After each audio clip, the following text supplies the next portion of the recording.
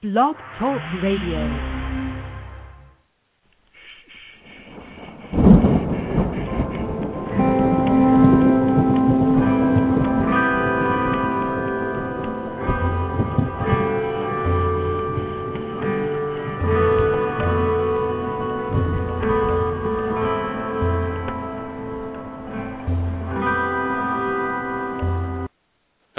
Roger Silver here today with you on Universal Truth Evolution Radio. I don't know what happened there with the intro music, and I will look into that after the show. I had something in here that was queued up, ready to go already, but apparently it didn't go off as planned and or hitched. Don't know why, but we've been having some technical difficulties. Apparently someone tried logging into the chat room at the same time I was in the chat room, and I got kicked out. The only way you can do that is if you're actually logged into the studio. So I don't know exactly what's taking place, but we are going to still go ahead with the interview here with Mr. Greg von Haesler. Yes, I got that right, did I not?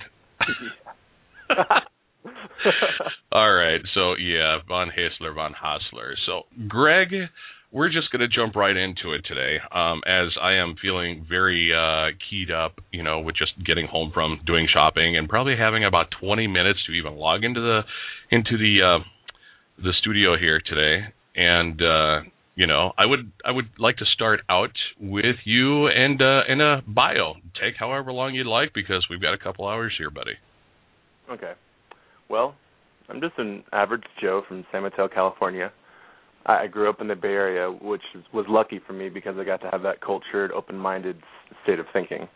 And I've always had aspirations as a very young boy. I always had an interest in draw into the occult, but I never really thought that the vast majority of my dreams could actually be possibly happening out there in that world, because I was very sheltered in that sense, as most people are in this day and age. But I moved to Pollock Pines, California at the age of 13. I've had jobs all across the board, from wiring elevators to processing herbs in machines and to brewing coffee. Then, eventually, I started selling astrology readings, and now I'm a psychic. Earlier this year, I was working in Costa Rica at an alternative health spa, and that got me introduced to a lot of people who were kind of mainstream in the alternative view community, and so that got me jump-started in as far as motivation goes to do the work that I'm doing right now. About 4 years ago, I was a member of the Truth Movement, and I had a website called Biatchin Daily. I'm not sure if I can say any swear words. No, hey, you know what? We have no FCC here, so go ahead. Okay. Go right on it. So yeah, Dude Bitchin' Daily, 9/11 Truth was the name of it. It was a MySpace, and that was the big thing at the time, and I had 13,000 friends, so I had a lot of coverage, and that was where I got really jump-started into the truth, and that was kind of where, I fell into the rabbit hole, so to speak. And I've been involved in the Truth Movement ever since. I enjoy coffee, working out, finding answers, and promoting peace. I'm definitely not an advocate of violence. I believe in justice, and my website and my YouTube channels are my filters for my views. I'm currently involved in a project called Insult to Injury, in which I'm with other like-minded people, and we're hoping to establish our enterprises in January. And I guess that's my introduction and my bio. Alrighty, well, that works just fine. I just posted your website here for everyone to check out. Before we go any further, I was very intrigued with a word on your bio, concerning your bio on your website, legitimistic. How did you come up with that? Well, when you look at, the psychic industry and Mama Cleo's and whatnot, and Cleo.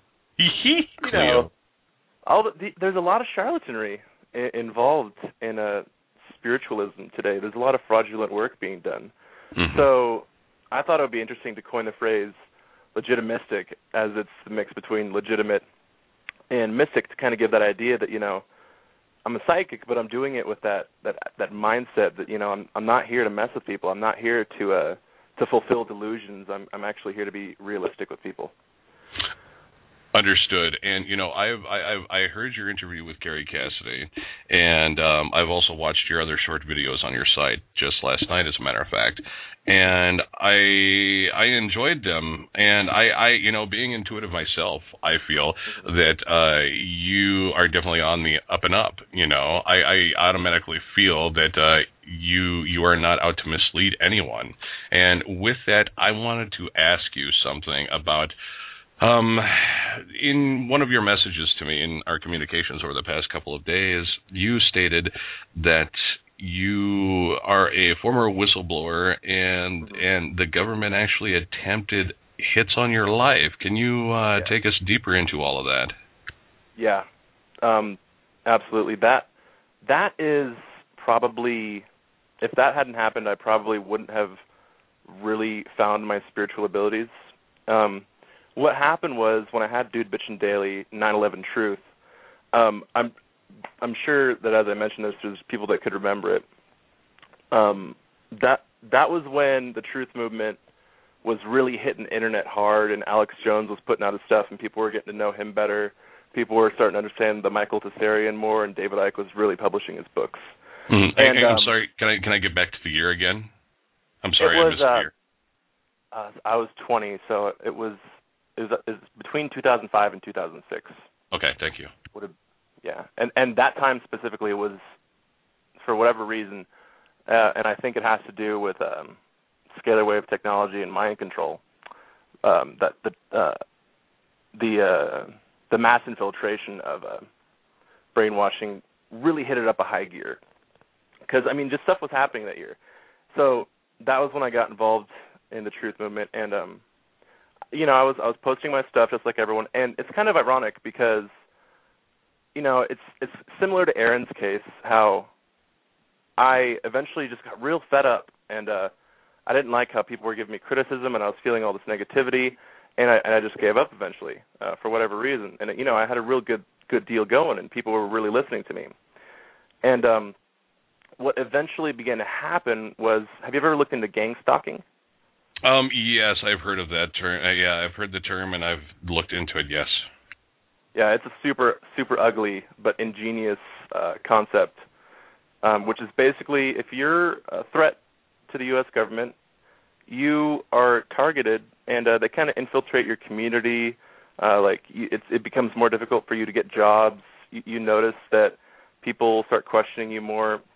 I'm not sure the logistics of how it worked, but there's no doubt about it. I was bona fide paranoid. It seemed like that there was something was happening to me, and I think it goes back to mind control, and that is where I think that they tried to take me down. And assessing my intuition, I feel like I'm a very lucky individual to have survived it. Because I was having thoughts in my head that I didn't feel were mine. Like the whole reptilian thing, it almost seemed like they were flashing images of really scary things in my head all the time, like reptiles and demons and stuff like that. Right. Well, were they actually saying anything to you, like, take this knife and go eviscerate your brother, sister, whomever? Were you getting any messages like that you felt like were not yours and were coming from somewhere else? Well, to be honest, it's very difficult for me to remember.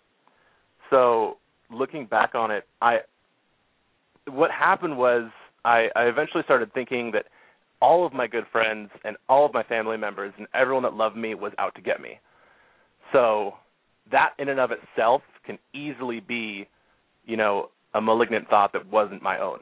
The people that I held dearest to me suddenly became my enemies. Right.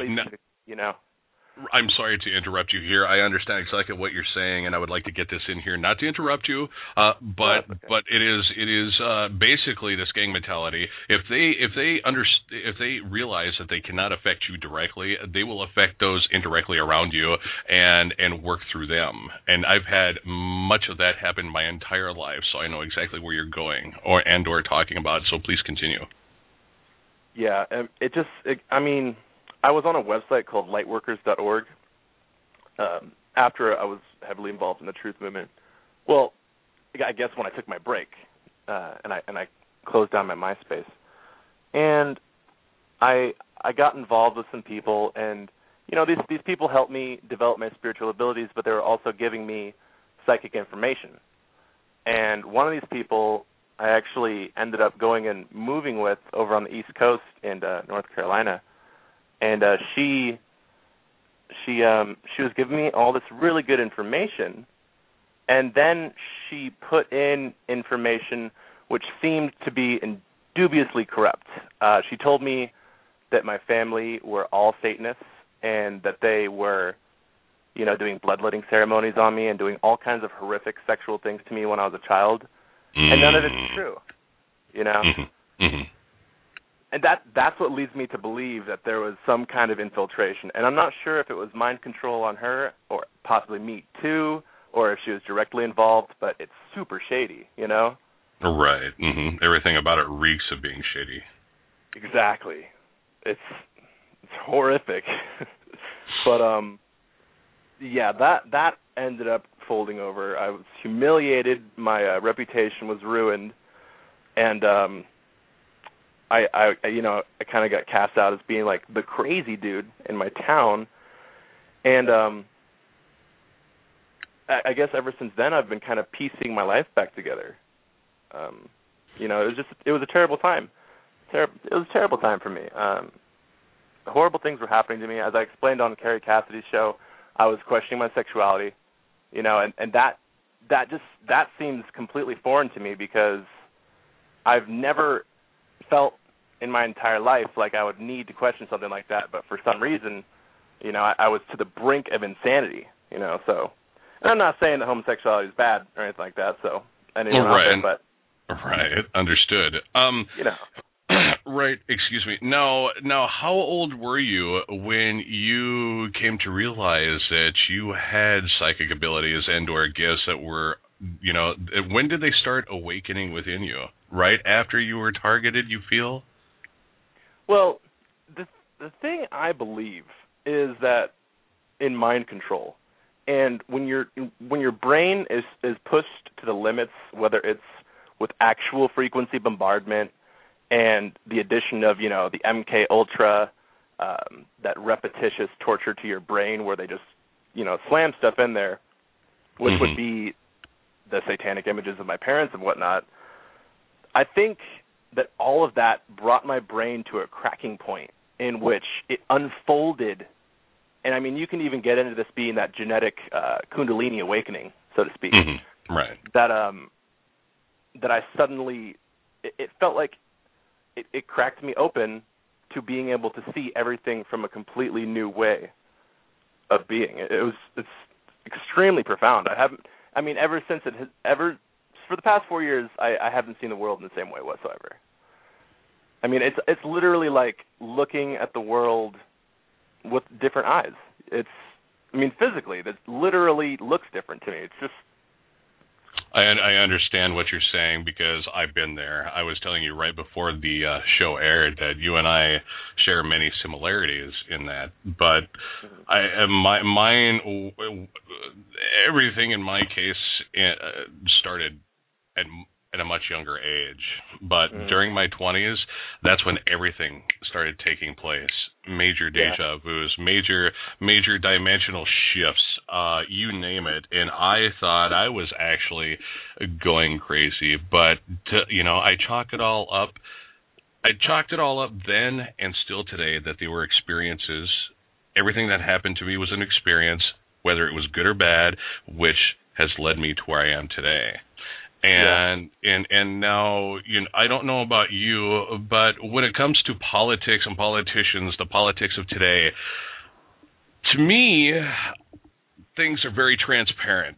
Any politician that comes on TV and says anything, I know immediately if they're telling the truth or lying. And you know what? I got to say, folks, sorry, they're mainly lying. But with you, how does that go? Are you into politics? And I'm not going to ask you if you've ever voted for president or things of that sort, but do you pay attention to the political arena and what is currently taking place? with our environment. Yeah, no, I certainly do. And I've actually been told I got a tarot reading this month from a friend's mother of mine in Brazil. I was on Skype with her. And she told me that my destiny was not to be involved in the esoteric, but actually to be involved in the political. And I found that to be ironic. Yeah, I was told the same thing, yes. And I said, you know what? There's no way in HE double toothpicks. No, hell, there's no way in hell that I am going to get into the political arena. If anything, I am anti-political. I do not like politics. I do not like voting for anyone who thinks that they know better about me and about my life than I do. Okay? I do not need anyone to tell me how to live my life. I'm not going to vote anyone into office because of how the current system is set up, and because I know that they really do not care about anybody. It's all about putting another buck into their pocket. That's all it's about. And all right, I'm going to get off my soapbox and take it away. Wherever you'd like to go with it from here on out, it's all yours. Well, I mean, I could just ramble on forever, but one of the things that I really felt like saying when going back to when I began getting into the truth movement was the 11/11 phenomenon. And that was major for me. Seeing the 11/11 on the clocks all the time, the master numbers and stuff like that. And to be perfectly honest, before, 4 to 5 years ago, I believed in spirituality, but, there was a part of me that was like, oh, come on. It was like it needed to be proven to me. So I'm just gonna guess that in the most complex and difficult way possible, this has been a real big process of proving it to myself that this stuff is real, man. And I would like to get into your psychic abilities. How did you become involved with giving people readings? How did that all start for you? That's people have. Astrology is one thing. I got into it actually doing astrology. Okay. And I've been doing astrology for 8 years, and I'm a really good astrologer actually. But astrology is an infinite but also finite science at the same time. It is. And actually, Albert Einstein has advocated astrology. Just thought I'd add that. But it works within a system, and it's a system that is predictable and also unpredictable.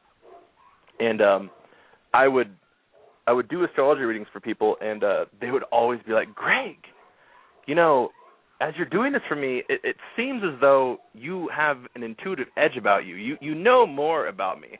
And I was hearing that more and more and more. And I've always been told to trust my intuition, and that's always been a problem for me. Yeah. So after the repetitious comments, which is the best form of brainwashing, by the way, I just eventually started thinking to myself, well, hey, maybe I should just honestly start trusting my intuition, believing in everything that comes into my head, and in doing so, I think that I have learned to discern which thoughts are mine and which ones are coming from an external source.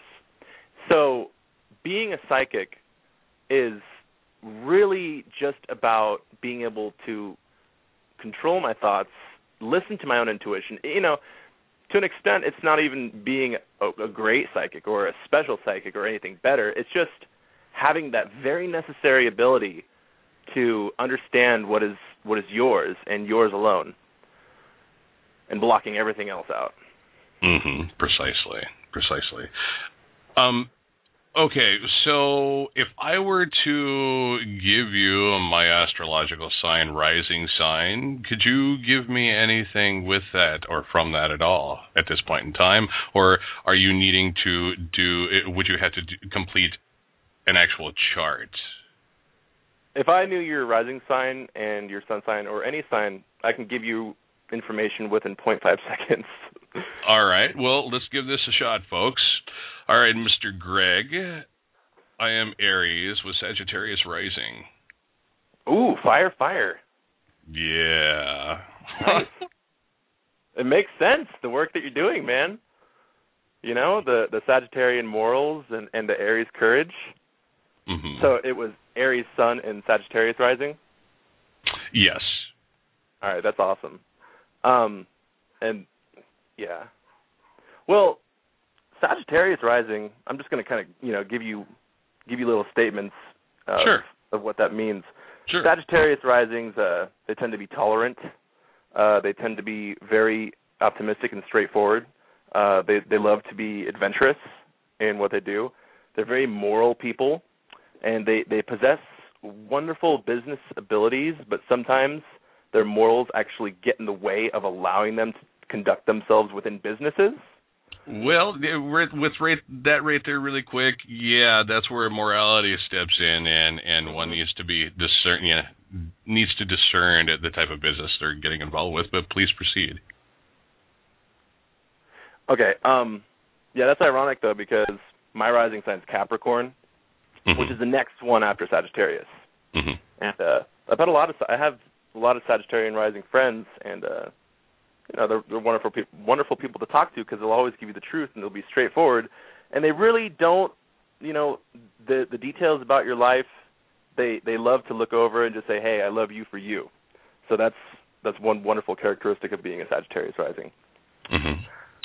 And an Aries sun, Aries are awesome. This is my North Node, so that's my karmic destiny for this lifetime.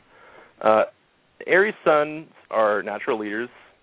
Mm-hmm. They are the best. When they say that Aries are courageous, it's going back to the definition of courage.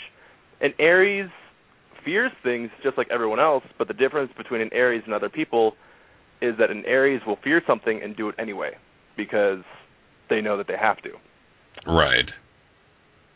But natural leaders, passion, enthusiasm, zest for life, and these are both characteristics of having fire sign. Mm-hmm. Understood.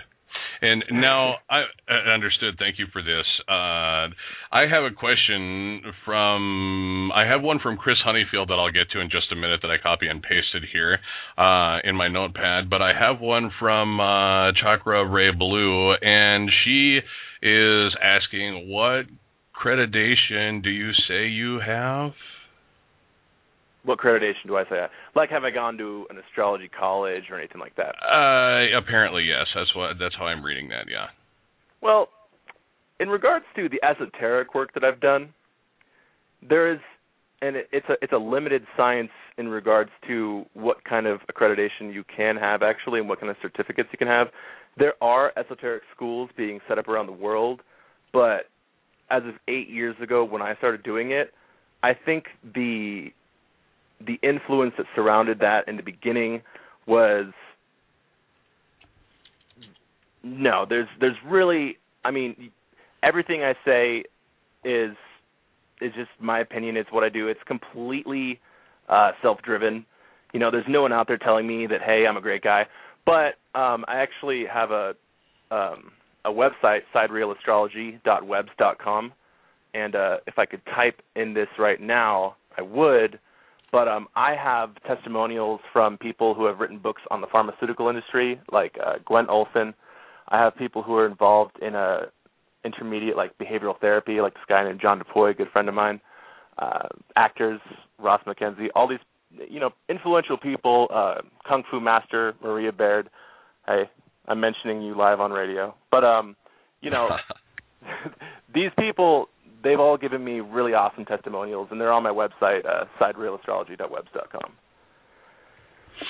Okay, and I also have another question here already. They're already starting here. I'm being asked from the audience from Mr. Thomas Don Williams. What about Libra Virgo? Libra Sun, Virgo Rising, I do believe. Oh, really? Or is it the cusp? Because I'm kind of following it too, but I guess I can cover both of them. Okay, yeah, I'm not sure, but yeah, if you'd like, go ahead and cover both of them. I think they're talking about the Libra Virgo cusp. Yeah, okay, and, yeah, I think so too. That's called the cusp of perfection.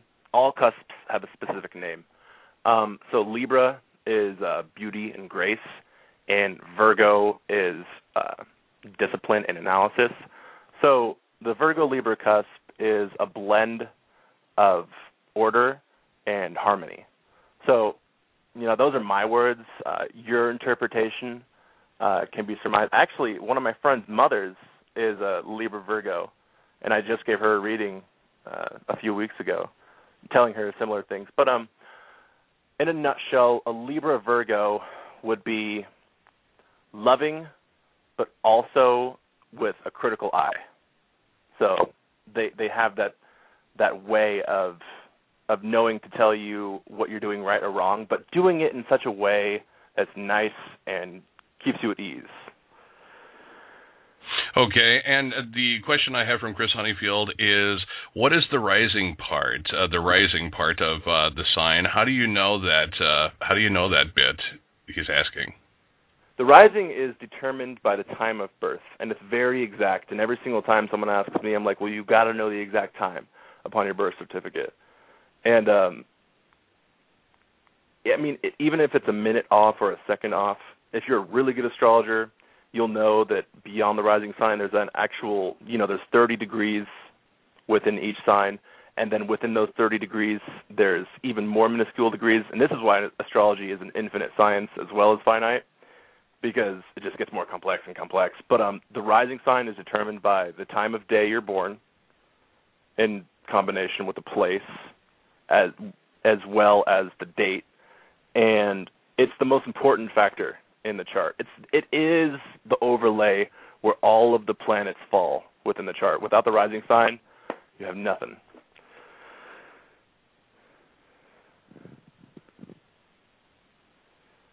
And I'm reading these too, while they're all being posted in the room.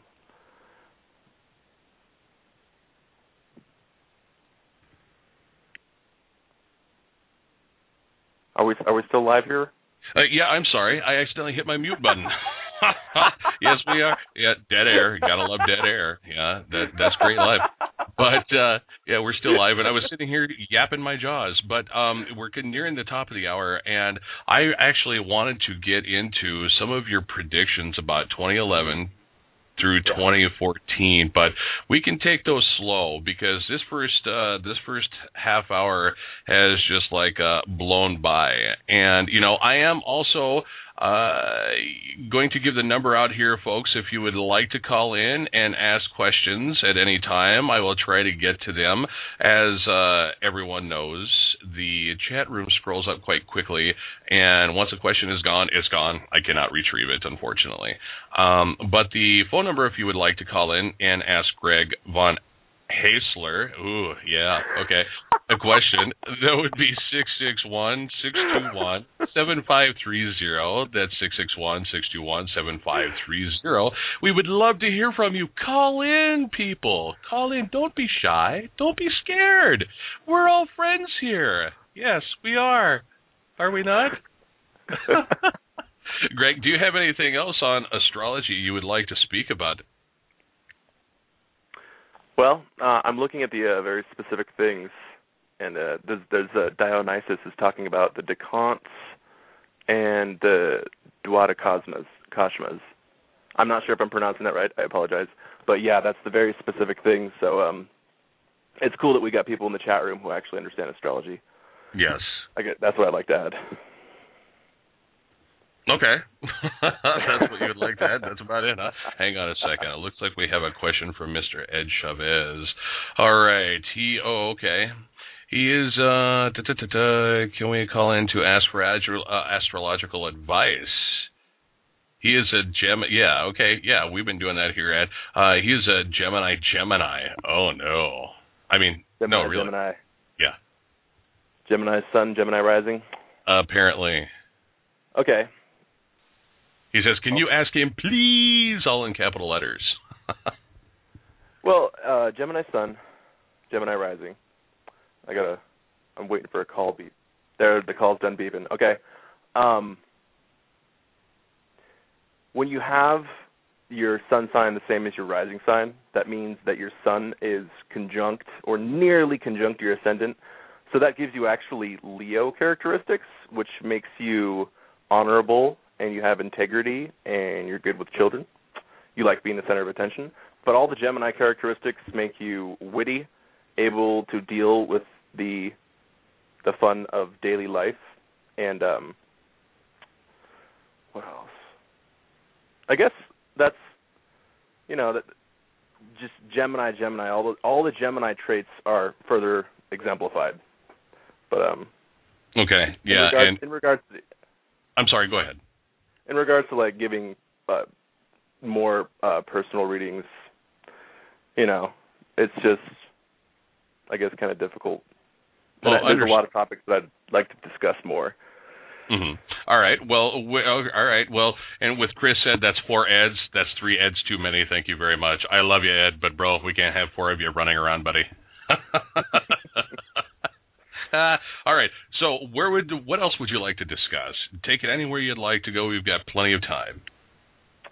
Let me think. Don't take too long to do that now. Have you ever heard of Barack Akhenaton?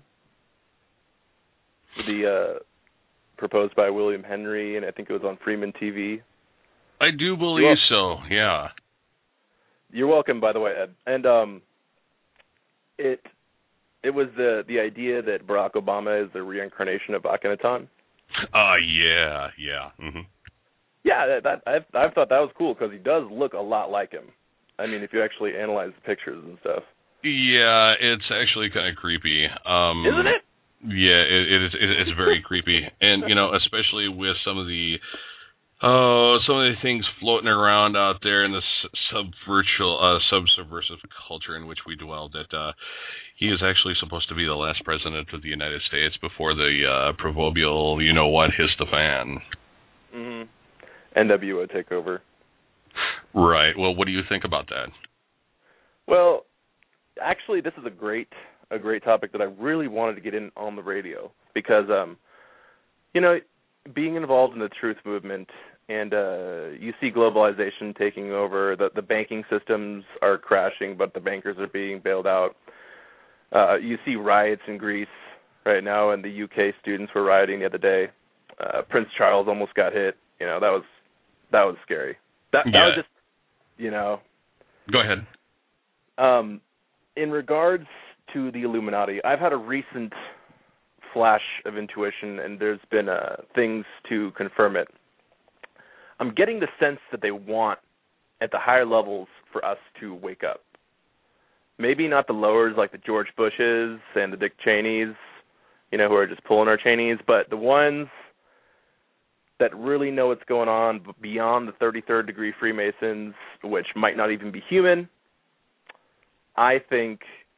Genuinely, I think that they want, this is the time in which humans are to learn everything. And I think that's why all this information is on the internet and why it's all free to us. I think there's a reason for it. Well, right. Now, I have heard, especially with Carrie Cassidy's Project Camelot, that there are a couple factions working against one another.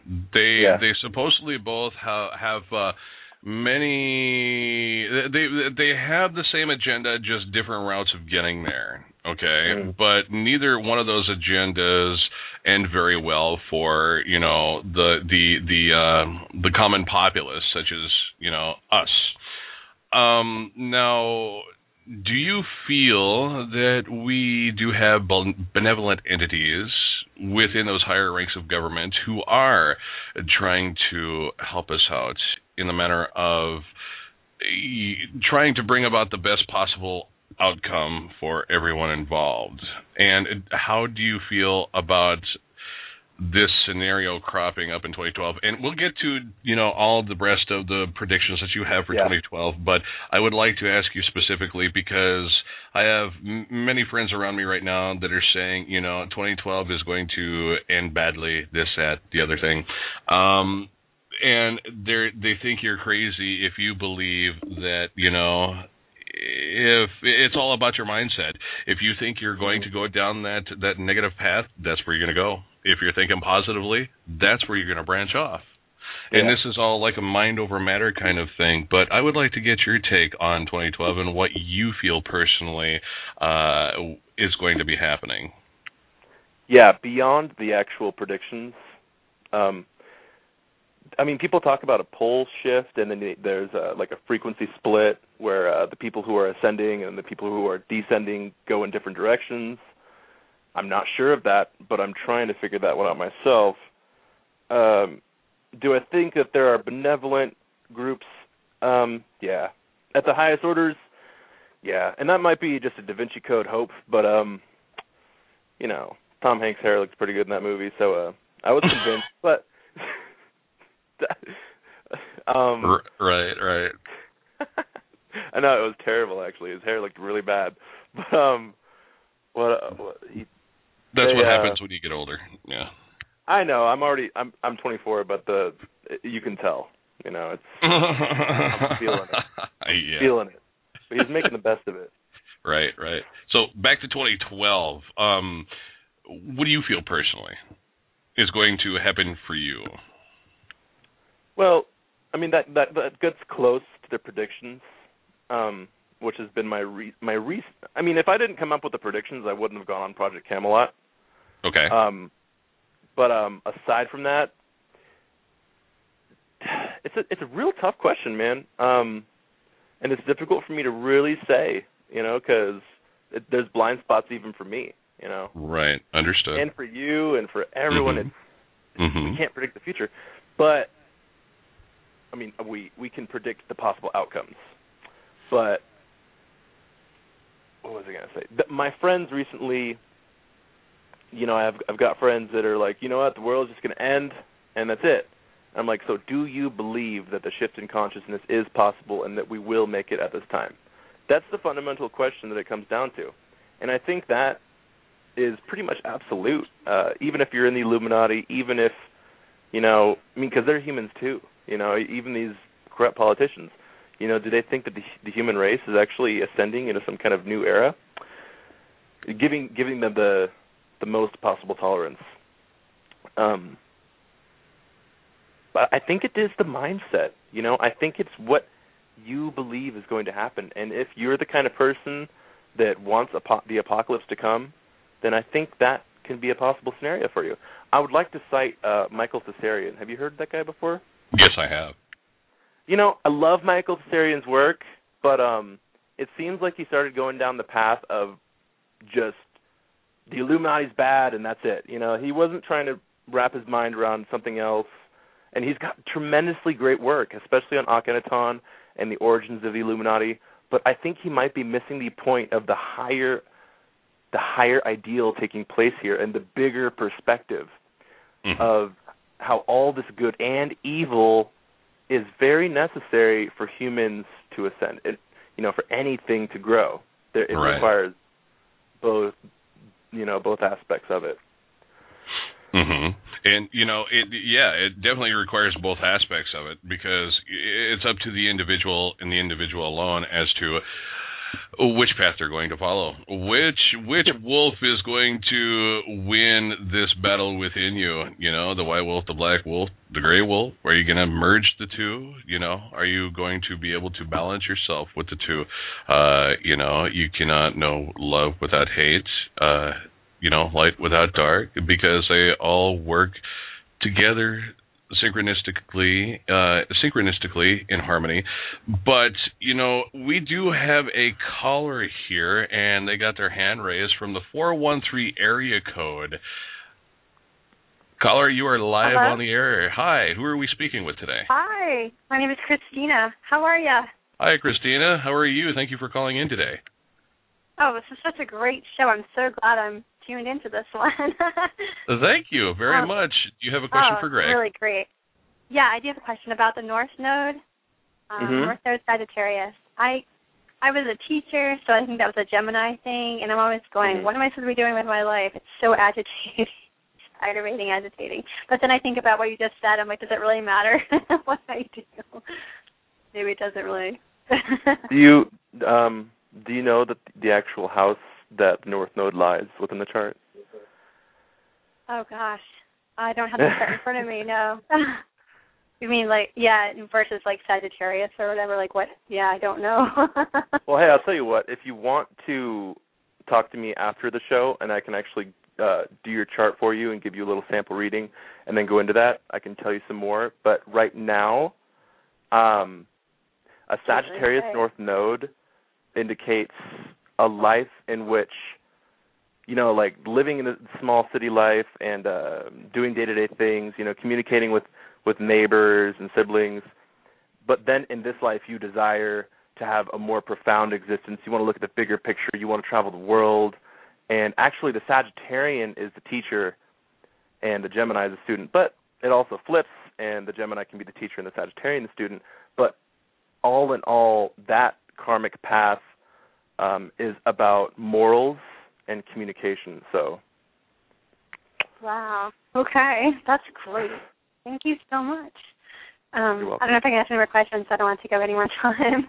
No, don't worry about it. Hey, you know what? We still have an entire hour to go, hour and a half, as a matter of fact, so go for it. Oh, wow. Okay. All right, here it is.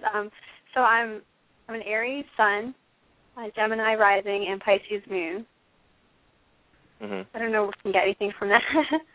Aries sun, Gemini rising, Pisces moon. Yeah. Okay. So you're very witty at a start, Gemini rising.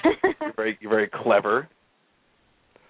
And then you got that Aries sun, which makes you very forthright, and it makes you you have a strong temperament. But the moon in Pisces kind of tempers those two, and it makes you compassionate and very idealistic. So you're smart, you're bold, but you also have a soft side in which moderates your character. Very accurate. Very accurate. In a lot of ways. Yeah, that sensitivity really rocks. Yeah. It almost sounds like you're blushing there, Christine. Well, it's kind of humbling. It's like you can see into somebody when you know their charts, you understand. Yeah, the information. you can. It's a very personal thing. Yeah, it's really really cool. I'm going to get off the phone line. Okay. Well, I'm sorry. No, go ahead.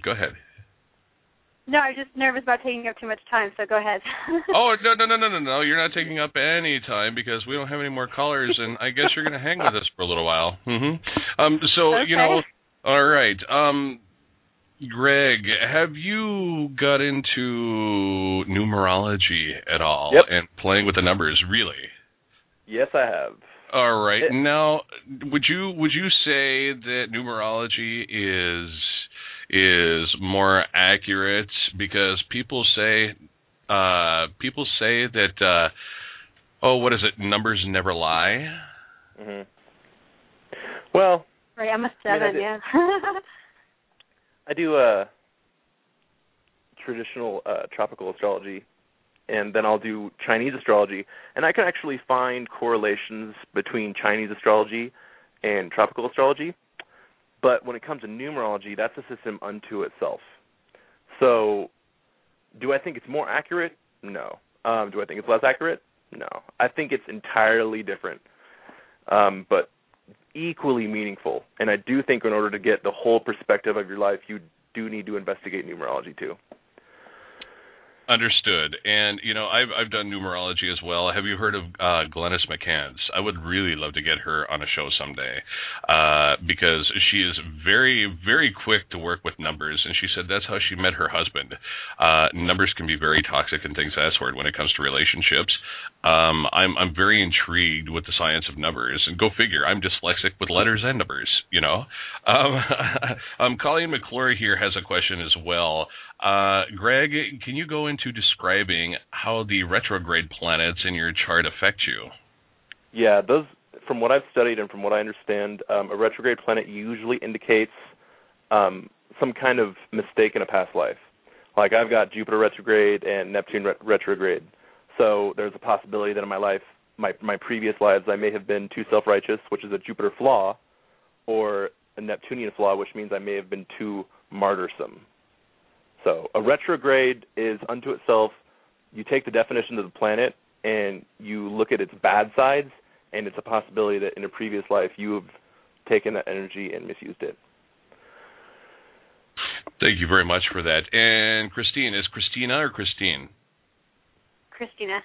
Christina, I do have to let you go. Thank you very much for calling in. It was great to have you. I do have another caller on the line from the 347 area code, so thank you for calling, Christine. Christina, great. sorry. Thank you. Have a great holiday. Bye. Yeah, you too. Happy holidays. Bye-bye. All right, and now we are going to take a call from the 347 area code. And, caller, you are on the air. Can we ask who we're speaking to today? You are speaking to Dionysus. Dionysus. Oh. Yes, I'm on the air. I'm in the chat. I'm everywhere. Yes, you are. Do you have a question for Greg today?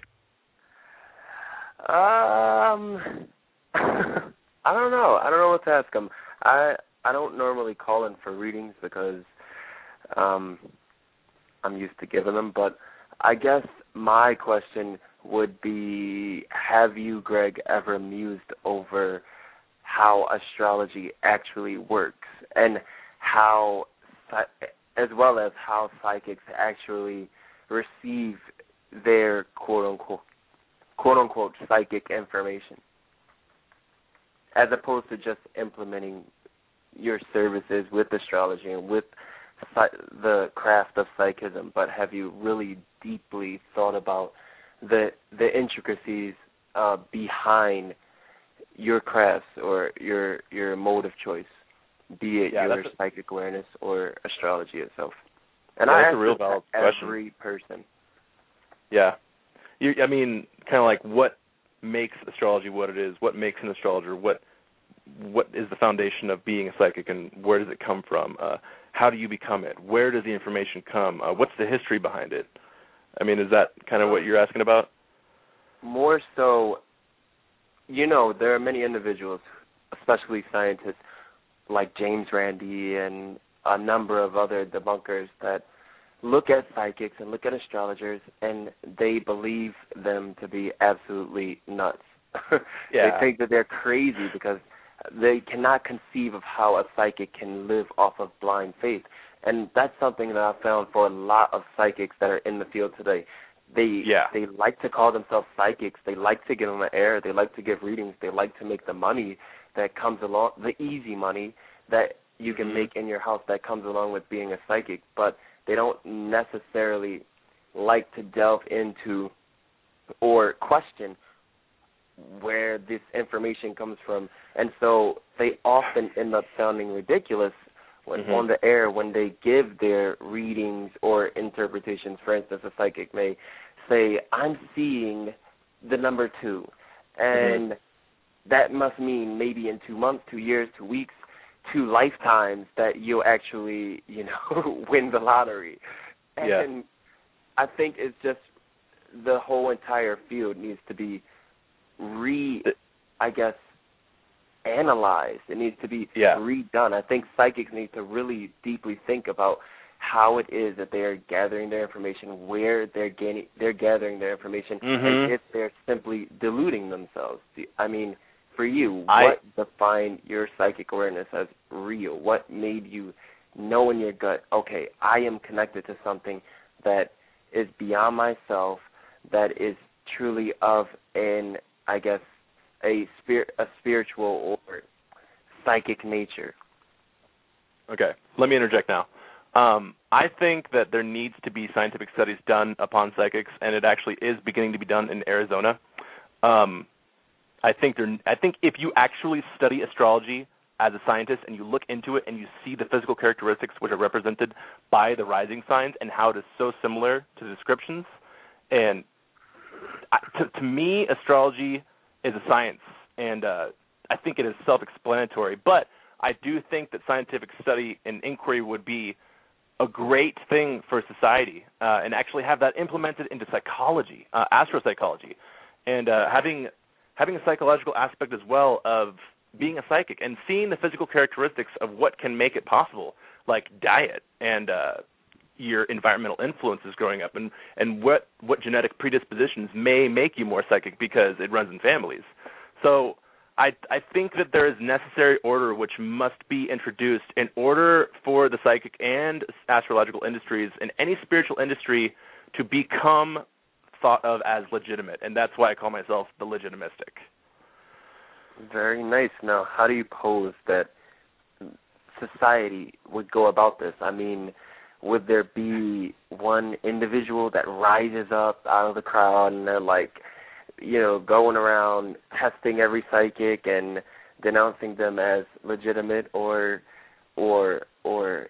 inauthentic, or is the state of the metaphysical community just going to stay stuck with, I think this conversation right now is affecting collective consciousness, or the collective unconscious, as Carl Jung would have called it.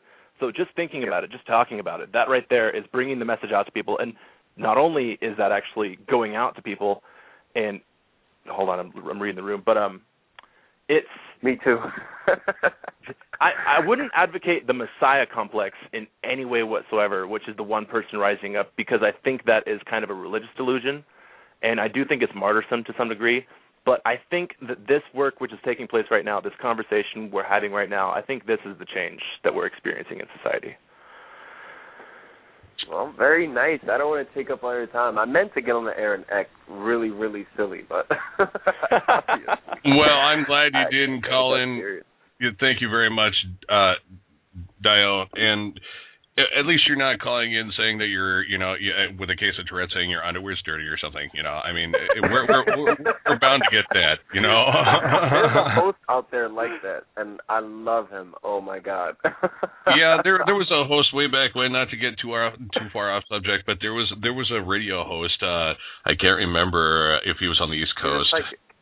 No, he's not a psychic, but he would actually call people. Well, he would actually do imitations of people and call himself, and he would record his own voice and have an argument and get people riled up, get his listeners riled up, like, oh my God, I cannot believe how stupid this person is you're interviewing. Oh.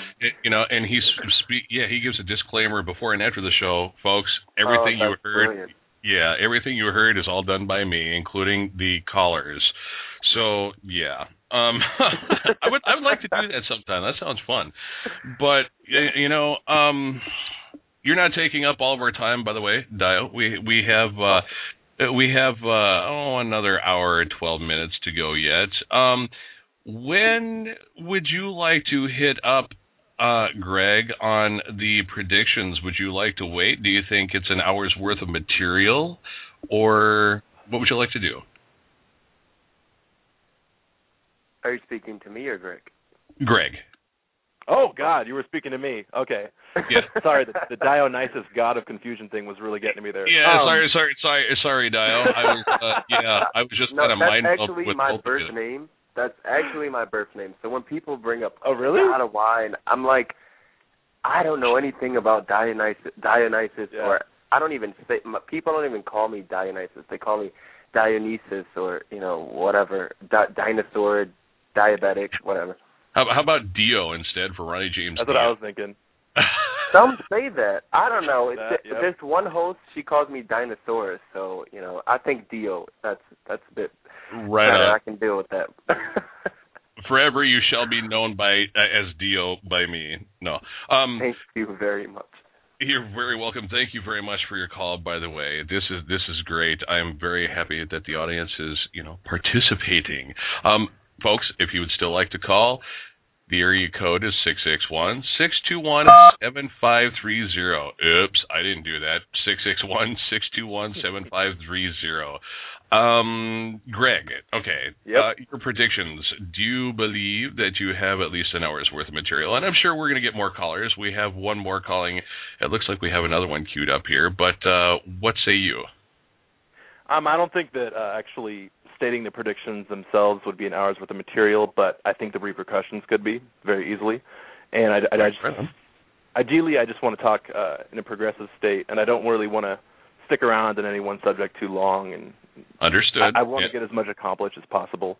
Understood. But I've mapped out a new theory of the human chakra system, and it correlates with the astrological signs and colors. So chakra 1 would, and bear with me because this is all in tune with me being a psychic and doing something which no one else has done, which has been an intuition of mine. I have to bring forth information which no one has brought forth before. So I believe that, as we were talking about earlier, that the Earth's chakra system has been ascending since about 2005. I didn't really mention it, but when the stuff started happening to me, I look back, and for whatever reason, I had an intuition that told me that there would be 7 years of tribulations in my life, and that started about 4 years ago, so we have about 3 more, and now it ended in 2013. So yeah, you're screwed. I'm kidding. Oh my God, yeah, but the chakras, the first 4 chakras, I guess actually this probably will take a while. The first 4 chakras, it would be Earth for the first, the second would be air, the third would be fire, and the fourth would be water. And those are all physical dimensions. Mm-hmm. The first dimension, second dimension, third dimension, and fourth dimension are all physical dimensions. And that's why people talk about the fourth dimension. The in-between in the fourth dimension is the astral, because that's where you go into the fifth. And that's where they say a lot of entities hide and extraterrestrials hide and whatnot.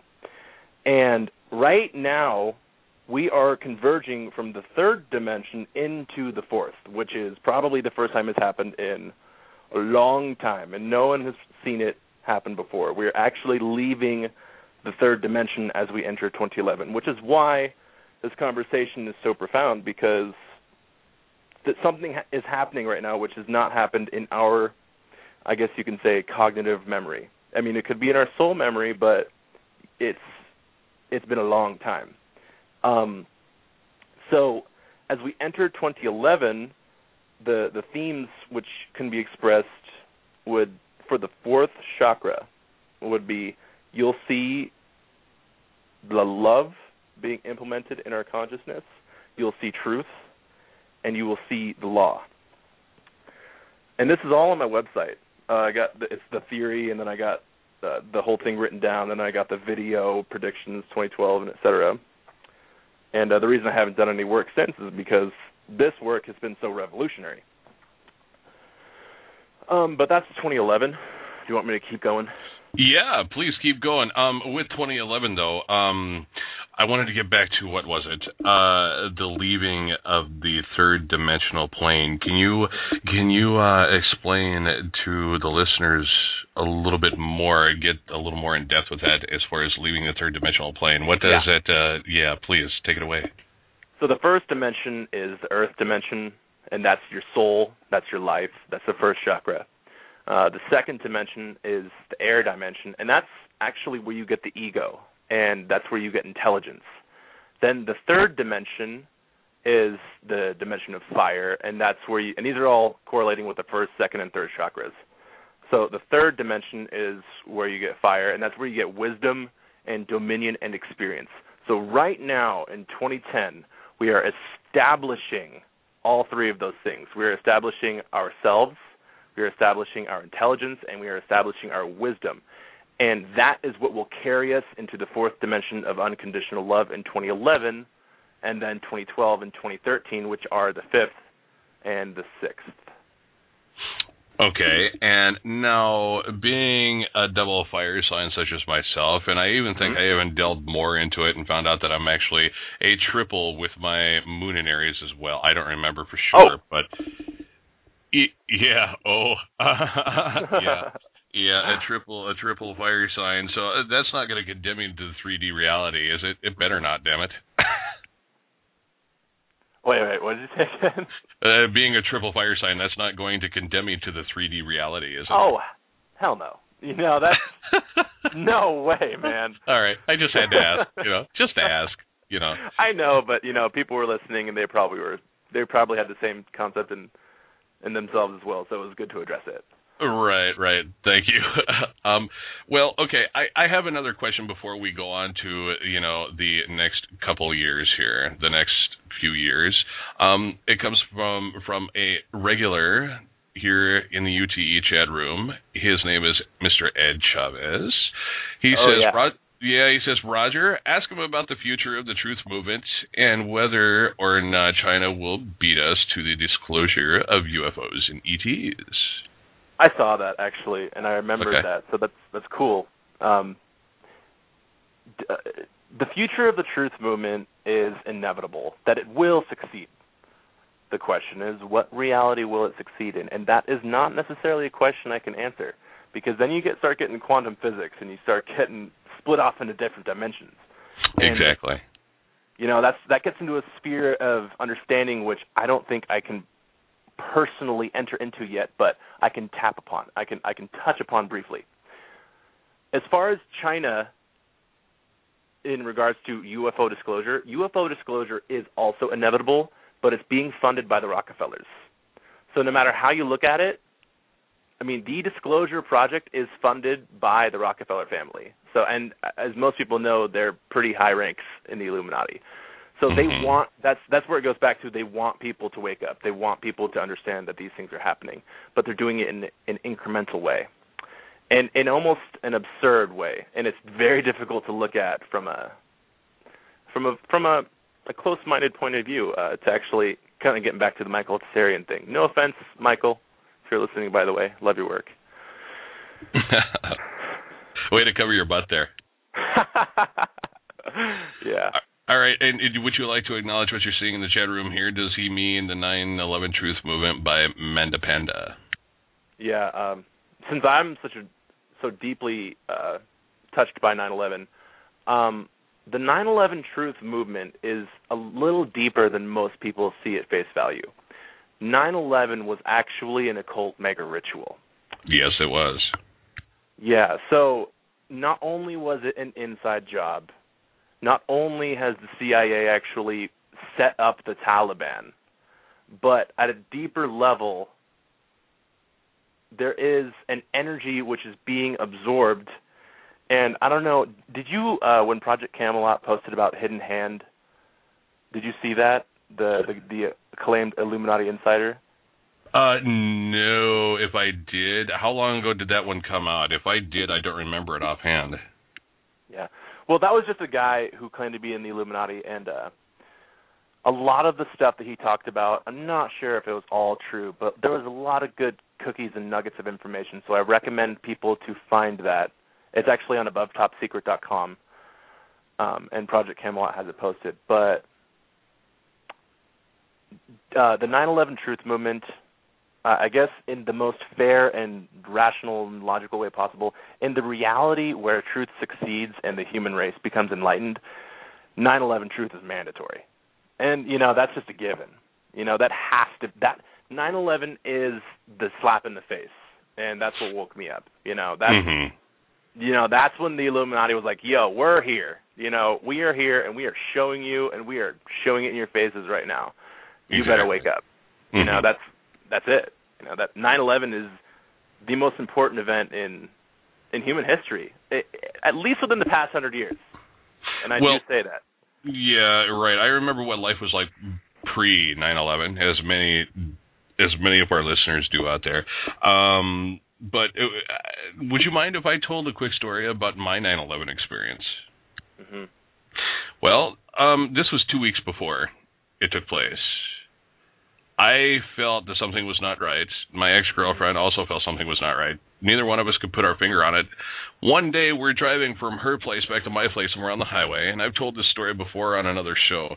But we're driving down the highway, and she says the energies just do not feel right. And I'm looking up at the sky, crystal blue, clear as clear can be, staring out the windshield. And I just looked at her, and I said, there's going to be an attack on our soil. I said, and it's going to be staged and made to look like a third world country has attacked us for whatever reasons.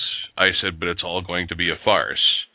Mm-hmm. And I had no idea where it was going to take place. It was just like I downloaded this information, boom, there it was. And no computers or anything, okay?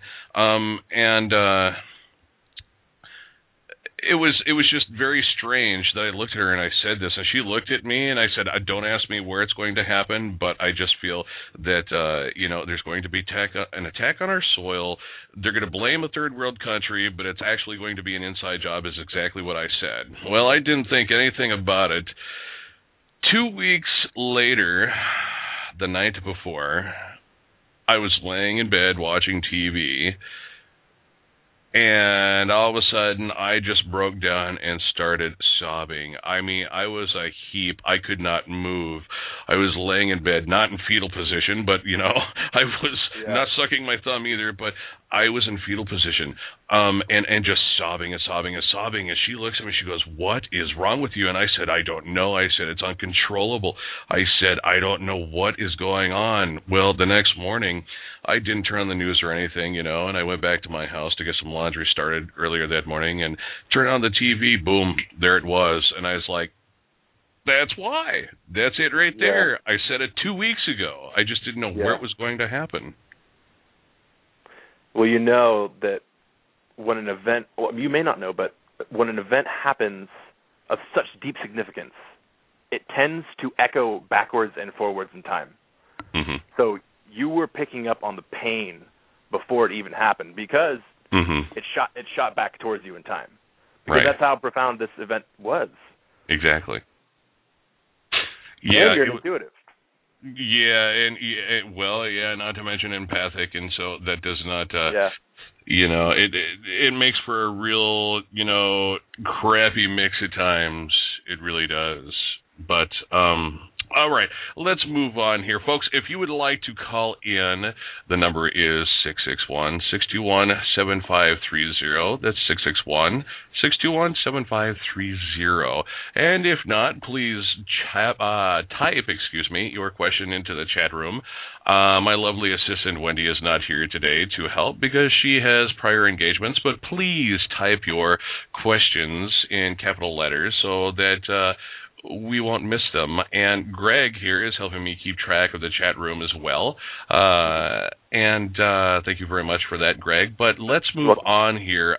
We just spoke about recently 2011. Let's get into 2012. All right, so 2011 is the opening of the heart chakra. Okay. And that represents love, truth, and the law. And then 2012 is, and the reason 2012 has such a spiritual connotation is because literally it's when we shift into the fifth dimension, which is the spiritual dimension. It's the first dimension out of the physical. So that's the dimension where karma is the rule. And it's the first dimension where duality ends. Duality ends beyond the physical. And that's 2012 in a nutshell. I had other words for what the fifth dimension represented, but karma, and if I could look at my website really quick, I can actually pull it up. But 2013. Yeah, sure. Go for that. Yeah, go for that. Can you pull your website up really quick? Yeah, I'm gonna, because it's necessary. So I'm gonna go look at my actual footnotes or my article, The Theory. Sure. Please do. And folks, if you'd like to call in, you know the number. Give me a question. If I ask you a question, will that distract you too much? Was that me? Yeah, Greg. Okay. Mm-hmm. No, that's okay. I got the webpage pulled up already. Okay. So any questions will be fine. Oh, okay. All right. All right, go ahead. It's the fourth dimension. The fourth dimension is 2011, and that's water, that's love, that's truth, that's the law. The fifth dimension is the spiritual dimension, and it correlates with the element of ether, and it is reflected within the law. No, and I'm not going to use the word law because I did for the fourth dimension, but the idea of karma and the presence of karma, the existence of karma, and its destiny. And I know it's kind of an ambiguous statement, but it's difficult to really explain it in any way other than this, I guess, and that's what makes this industry have some mystery surrounding it in regards to being a psychic. Right. Mm-hmm. But, well, go ahead. In 2012, the best thing I can state from that is the reason people say that there's a consciousness shift where people go up and people go down is because karma comes into play in 2012. And because of that, I could imagine or surmise that people who cannot vibrate at that level won't, they just won't. Exactly. And then people that do will actually be able to ascend beyond. How that happens, I cannot explain, and it's very difficult to wrap my mind around. But 2012 is the beginning and the end of our earthbound karma. So essentially that means we would be free to leave this planet. That's why it is so important. I cannot wait for that, to tell you the truth. Isn't that exciting? Yeah, I've been through the ringer, much like many of us have, and after this, I already said that I'm going to take a vacation for an infinity or two. Yeah. I have a question here from Underclass Hero. A common thing with conscious minds is psychic visions and dreams. Mm-hmm. How would one focus on taking control of the ability and developing it? Also, are we capable of developing new abilities such as remote viewing or telekinesis? Thanks. And on the telekinesis part, Mr. Underclass, yes, it is possible. Yeah, I've done it. Yep. And remote viewing, I would have to say yes, but Greg, what say you? I've done remote viewing too. I mean, that's where I get most of my insights about the Illuminati and why I think that they want us to ascend, is the remote viewing and the empathic feeling I get from it as well. But a common thing in conscious minds is psychic visions and dreams. Yes, psychic visions do come in dreams, and dreams are often the unlimited faculty of my inspirations, which tell me how I'm doing in my life. But you could also have negative entities coming in and messing with you too. So if you're not in a state where you're emotionally balanced, and that is really, really, really what it comes down to, emotional health. If you are not emotionally healthy, you can be susceptible to negative psychic influences. But there's a distinct difference in feeling between what's coming from you and what's coming from something else. So what I recommend is to develop discernment, I mean, like anyone in the truth movement, and to train your third eye. And something I learned yesterday, which was pretty cool, was that if you are a psychic and you have trained psychic abilities, you will notice that the eyebrows actually have musculature to them, that you actually have that strength within the eyebrows. And I'm 24, and I already got that deep crease in the forehead. Yeah, mine goes right up the middle. Exactly, right up the middle. And I think that if it's two perpendicular lines, is that the word, or parallel? Parallel. Parallel. If it's two parallel lines and they come to a fork, which makes a T, I think that is a balance within the third eye chakra. But that's brand new information. Okay. Now, what if it's just one going straight up in the middle? When you give a scowl or something and you see it and it goes straight up in the middle, what's that? I think any actual strength in the development of the eyebrows is an indication that someone is developing their psychic faculties. I mean, like, mine aren't perfectly straight right now, and I still get information that is not true, and it's terrible, but I can feel it, and I have to discard it. And I mean, I'm only 24, so I'm still training. But the information that is true, and then stuff comes in that isn't true, and my girlfriend gets pissed off at me about it, and that causes hell in my personal life. And right, yeah. That's how you learn, though. Exactly. Everything's a learning experience. And I have another question here from Dio. Question. A common thing with conscious minds... oh, wait a minute. Okay, that's the same... Wait a minute. Was that the first one I read? Yeah, okay. All right. And never mind. Okay, so we have another one here from Underclass Hero. When focusing on the third eye, does that put pressure...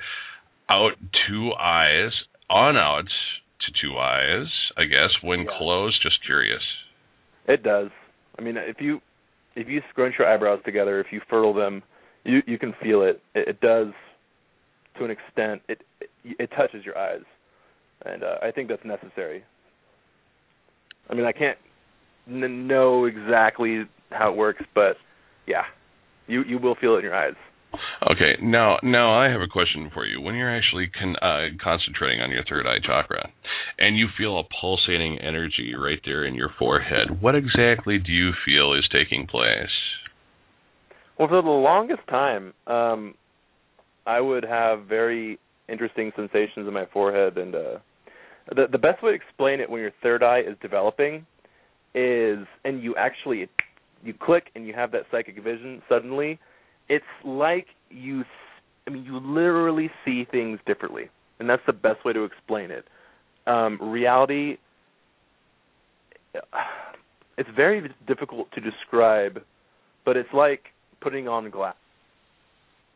I got to beep again, but I'll just have to wait for that out. So it's very much like what? Putting on glasses? Yeah. What was the question again? I got confused. I don't believe. Well, okay. When the third eye, when focusing on the third eye, does that put pressure on out to two eyes when closed? Mm-hmm. Just the one of the pressure in the eyes. Yeah, I guess. Mm-hmm. Yeah, you'll feel physical pressure in your eyes. There's no doubt about it. And sometimes when your third eye is activating, you actually feel your nose, the higher bridge of your nose feels like it's releasing pressure. So from the physical aspect, that's kind of an indicator. And that was something that happened to me as well on my path. Mm-hmm. And you know what? I would like to quickly ask about your. Well, I guess we can take some time on this. Telekinesis. What was your first telekinetic feat, as it were?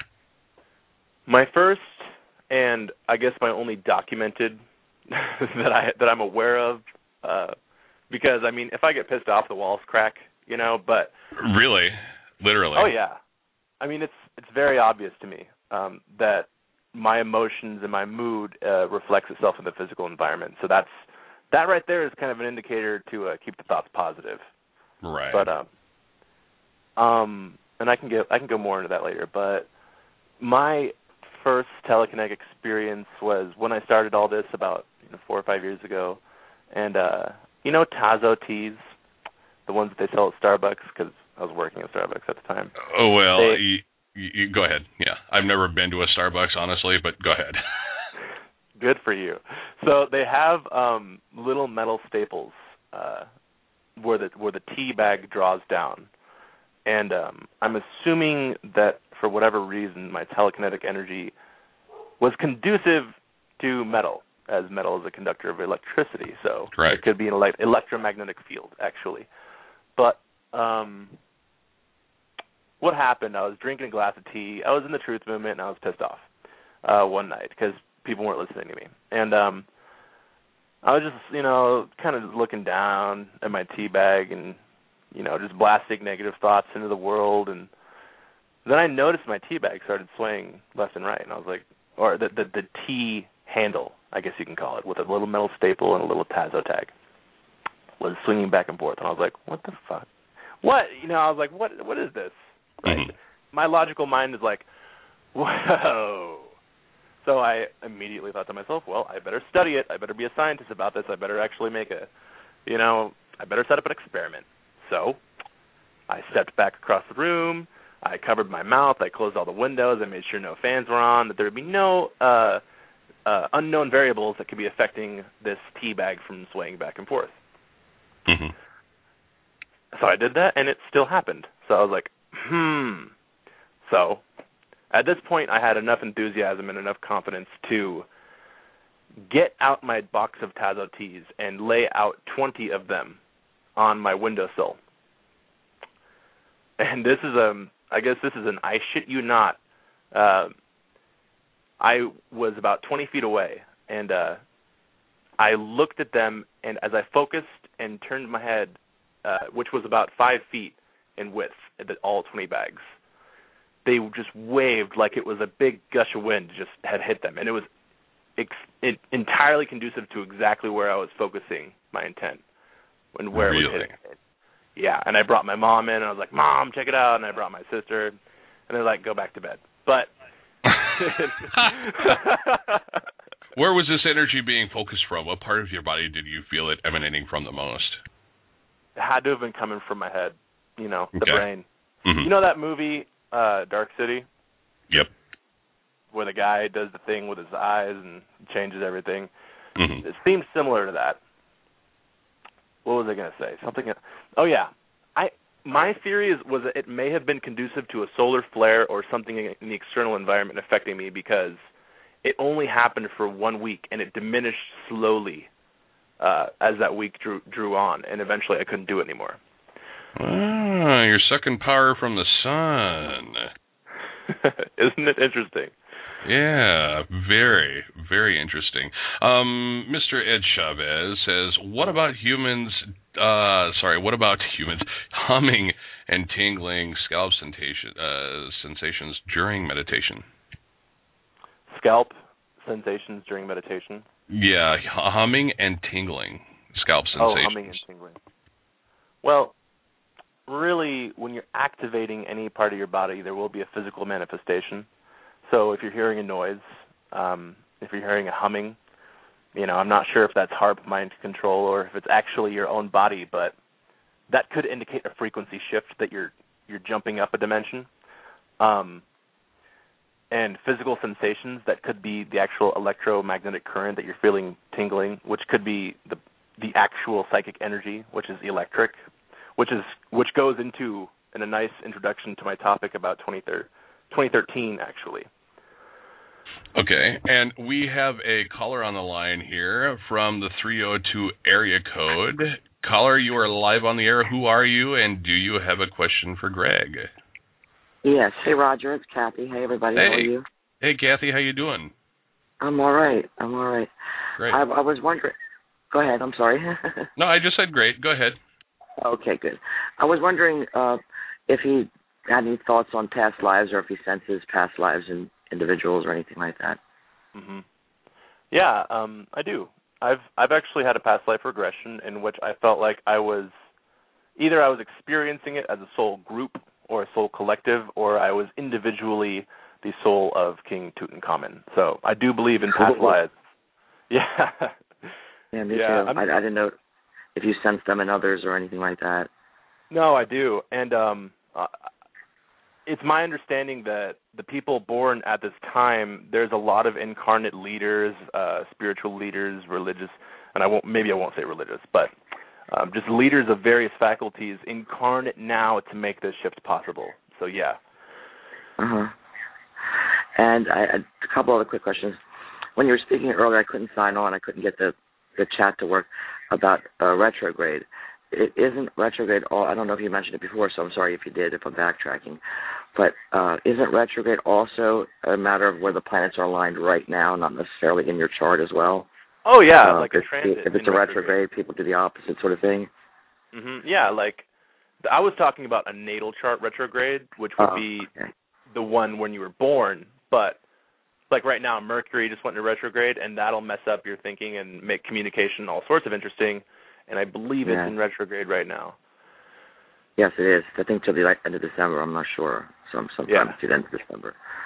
And my last question was, the lines that go up in the middle of your eyebrows, when they go straight up, mine kind of go look like a greater than symbol, I guess, if I squint. They look like they're going up, but then when I squint, they look like a greater than symbol that with the greater than facing down towards my nose. You know what I mean? Does that mean anything? Well, mine looks like the symbol for pi.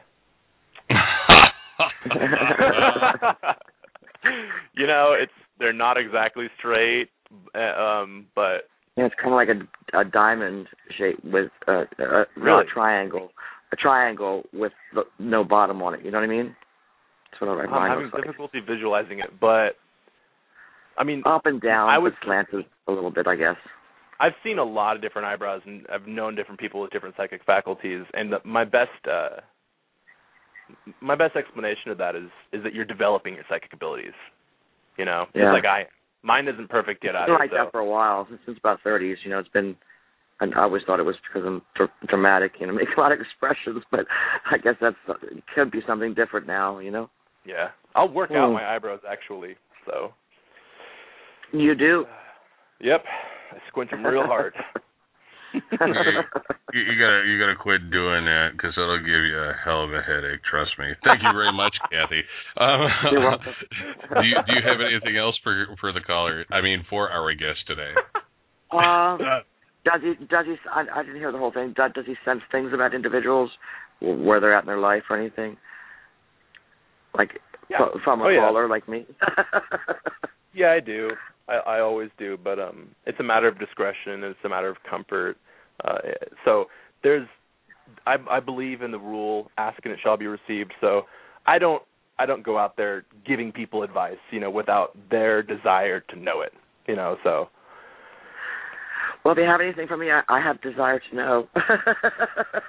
Oh, do you want to know if you desire to know anything? just if anything pops into your head. And you personally, no. I mean, I'm getting a slight visual about what you may look like, but I guess from the broader perspective, that there's more people alive today who have important purposes than there were 100 years ago. Right. There's no doubt about that. And I'm convinced that 20% of the population right now is fully awake. So. Yeah. I agree with you there. All right, then I guess that's all. Okay. All right. Thank you very much, Kathy, for calling in. Yeah, thank you for calling. Thanks right for on. having me. Yeah, Thanks. You're very welcome. Bye-bye. All right. We are coming to near to the top of the hour. And, folks, our phone number is 661-621-7530, 661-621-7530. All right. Now, where were we? We were to 2013, or we were finished with 2012. Okay, 2013. Yeah, as I was breaking into talking about we were talking about the third eye, we were talking about electromagnetic energy, and as it's listed on my website, 2013 is the opening of the sixth chakra, which is the third eye, which corresponds to eternity, which is timelessness. So that means time actually stops existing in the sixth dimension. It's also the celestial realms, which is heaven, and it corresponds to the idea of faith and the element of electricity, which is very important because we're entering the age of Aquarius, moving out of Pisces. I got a little timeline for that on my website. And the whole world is surrounded by electricity. Electricity is our primary source of energy right now. No, exactly. Yeah, it emanates from our own bodies. Yeah, like right now I got my monitor and I got my laptop set up, and I'm actually investing in a scalar wave. Well, I'm getting it for a gift, a scalar wave energy pendant for Christmas. Ooh. Yeah. Want to get me one too? Wouldn't mind. We all deserve one. I've read some good things about them, so I'll be letting you know if they work. Right on. One question before we go further with 2013 here. From my last hero, Dio sent it in to me because I didn't catch it in time.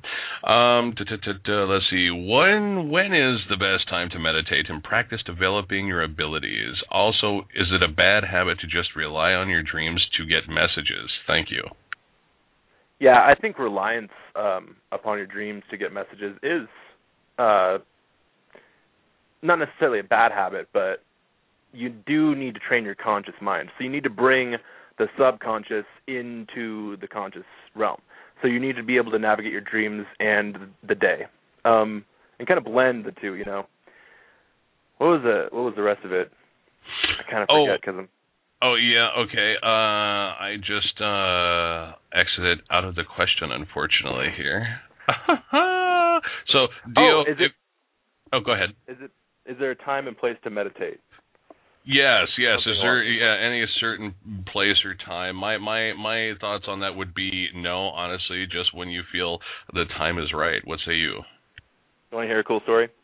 Yes. When I was in Costa Rica, I was friends with some pretty cool people, and one of them had a frequency chamber. And I was meditating in it. I was sleeping in it, actually. And they're like, oh, Greg, just set it to whatever you want. What do you want? And I was like, turn it on Kundalini Awakening. And I'm not sure how these things work, but whatever it is, you can feel it. It goes into your body. It emits frequencies, and it comes from a computer, and there was 4 of them. And I went to sleep or lie down in this frequency chamber, and I went to meditate. And I remember feeling the Kundalini Awakening, which was orgasmic. I mean, that's the best way you can explain it. It was drawing the energy out of my root chakra and bringing it into the rest of my body. And I remember thinking to myself, well, scientist mind, I'm going to play with this. So I figured I'd put some negativity into it for a second. And right when I did that, I felt the emission shoot out of my body, and the computers went, nah, and then a car alarm went off outside. So don't meditate when you're pissed off. Just definitely do it when you're calm, and just, calm down more. Right, but you know what? I think a power like that could be harnessed for, good intentions, like bringing black helicopters out of the sky. I'm going to stop right there. Yeah. Hey, who knows how far we can go with our own innate technology? The test of time will tell. Right, exactly. Would you like to speak more about 2013? Yeah. Okay. So I was talking about going into the age of Aquarius and electric energy being all across the globe. Let me look at my site here. Okay, sure. It's my opinion that a lot of us at this time come from the 5th dimension. You can call it star seeds. You can call it, whatever you may. Mm-hmm. People not from the planet, Yeah, and you know what? It just right there, really quick. I was told the same thing by a couple of intuitives within my immediate circle. But go ahead. Yeah, and I think that's the 20% of the population that's awakened right now would be star seeds. Mm-hmm. And us, I'm going to say us because I feel like I'm a part of that, come from the 5th dimension of the spiritual dimension, etheric, karma, and destiny. And we came to the planet at this time because we want to jump into the 6th. And the age of Pisces dawning upon the human race is the perfect opportunity for that. Okay, now, in this 5th dimension here, do you feel it's physical, or do you feel it's a lighter physical, or it's just a total light type being, light, kind of like the Q continuum almost? The astral dimension? Yeah, the astrals are supposed to be a lower vibrational, and the higher up you go, you get into your ethereal, correct? This is my theory, that the astral dimension is between the 4th and the 5th. Okay. And the astral is physical and not. So the 4th dimension is the last dimension of physical. The astral is in between the 4th and the 5th dimensions, and it's like a mix. It's like a transformative, like combustion, of spiritual energy. It's where water becomes spirit. And imagine that. It's pretty profound. And oh yeah. Then the 5th dimension is actually where physicality ends. So, and then everything beyond that is non-physical. Right. Now, what are your what is your take on ascension necessarily? Some people think not necessarily. Some people feel that to ascend you need to shed your physical body. Other people feel that you can actually ascend with a physical body. Yep. Okay, so either or, huh? You know what? I love this question. It's a matter of ascension versus ascension. Okay. And I don't think that the idea of the need to leave the physical body is very healthy, first of all. So I do think that ascension needs to occur within the physical body. I think that is what is going to heal the bridge that has happened between dimensions in this world. So, yeah, I think all the people that want to jump frequency, and that's kind of just taking the easy way out, skipping right, out exactly. of physicality. Mm-hmm. Yeah, that's not bad, but you're going home and you don't get to experience all the dimensions. You refine yourself to the ones that aren't physical, but if you want to experience all dimensions, you have to ascend within the physical body. And go ahead. I guess to further that statement, that the profound thing about that is what your physical body can do when you actually ascend inside of it. Okay. And that goes back to, like, what's that movie, Crouching Tiger, Hidden Dragon? How those guys can, like, fly. Right. Mm-hmm. That's just a start right there. That's, I guess, that's I don't know. Running out of steam, are you? Well, okay. So this ascension here.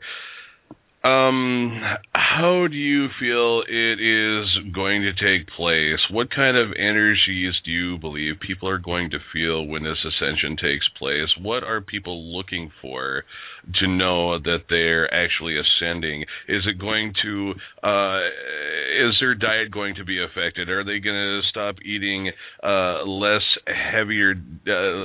denser foods and graduate to lighter things, such as moving from beef to tuna and salads and more leafy greens? What kind of things are going to be indicative of ascension? I'm not sure if I can actually comment on the diet part. I've been vegan before, but I love meat, so do I think that we need to change our diets in order to ascend within the physical body? I think it's a possibility, but I can't make any statements on it because I'm not sure. But I have noticed that when you, and just from a purely physical health perspective, if you eat, more fruits and more vegetables, it's easier for you to vibrate higher. I'm not going to say that if you eat meat, it's impossible to vibrate higher, but the fruits and vegetables, like Merlin said, they grow towards the sky and, upwards in ascension. Mm-hmm. So. Okay. And what do you believe Merlin meant by that? I think that he meant that plants desire to have a union with their higher selves.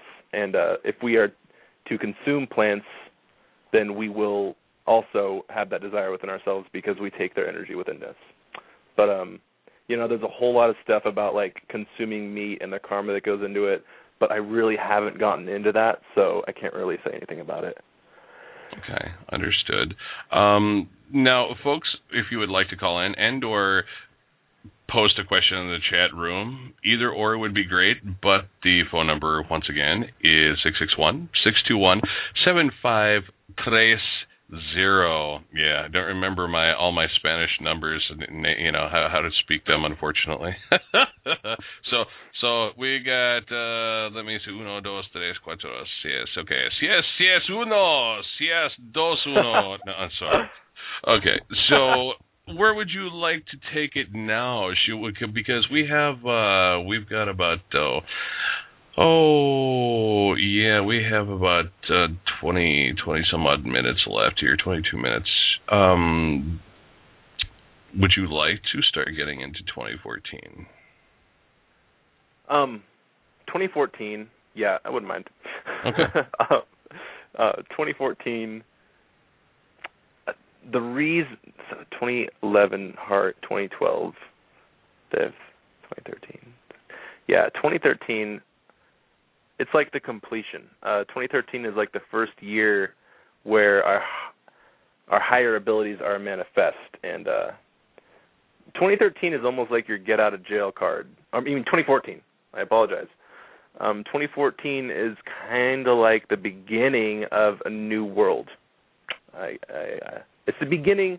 It's really the beginning of the beginning because that's when all of the energies are anchored, and you will see them within reality. How it happens, I do not know. But 2014, I don't actually have anything written down as it being like another chakra or anything like that. But 2014 is like the culmination of a lot of different things.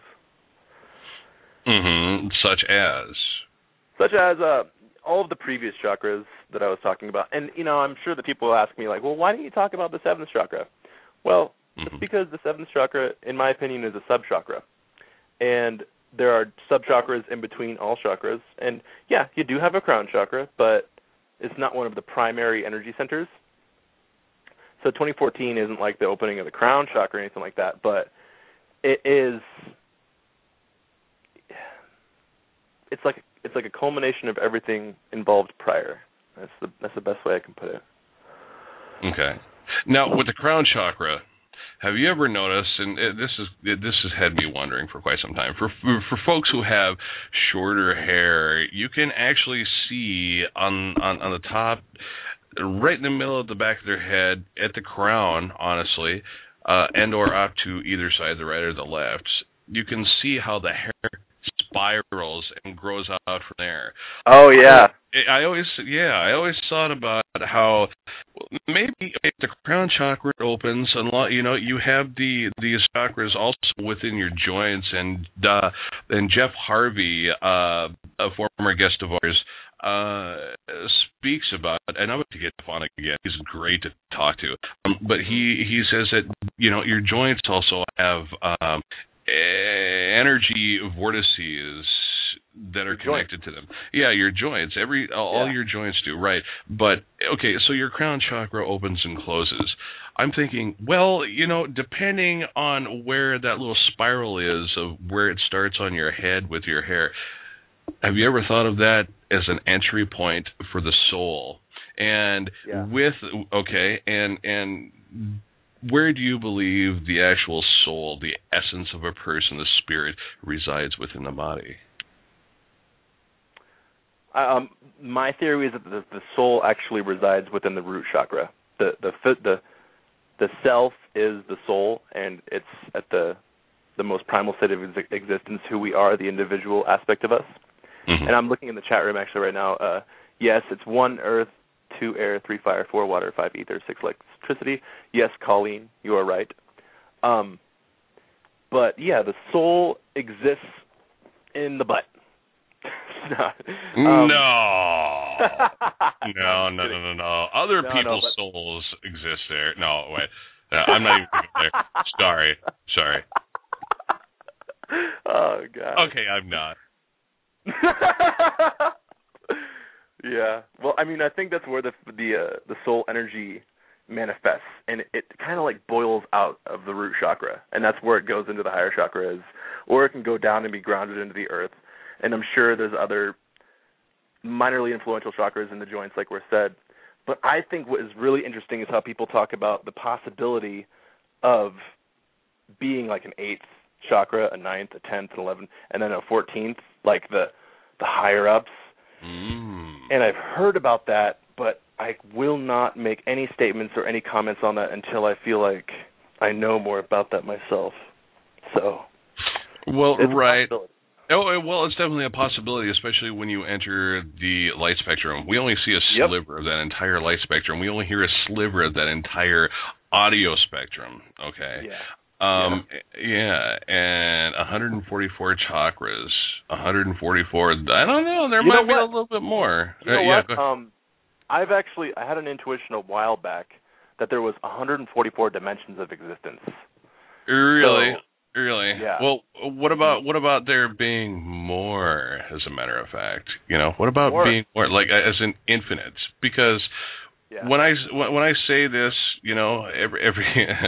every I'm watching the chat room because this is kind of delayed and now people are starting to comment. But anyway, so we are splittered. Okay, we are creation experiencing itself, but even Einstein says that for every decision that does not take place, it must happen in a separate reality. Okay, and that reality must play out. So, in essence, parts of we're constantly being fragmented with choices and things of that sort. That's what gives us these alternate dimensions. Okay. Mm-hmm.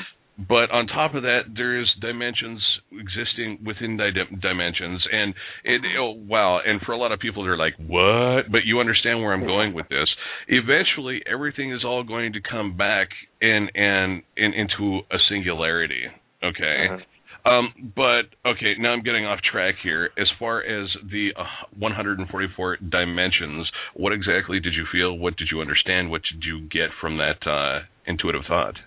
Well, this was about 5 years ago, and as well when I started, and I saw 144 dimensions of existence, and this is a real ambiguous one, and it doesn't factor into my work that I'm doing now, but it's a different influence and inspiration, that there were all these different dimensions of existence, and some of them didn't even contain consciousness. They just contained, like, say, a dimension of, like crystals, or a dimension of storms, and then, say, a dimension of Wookiees.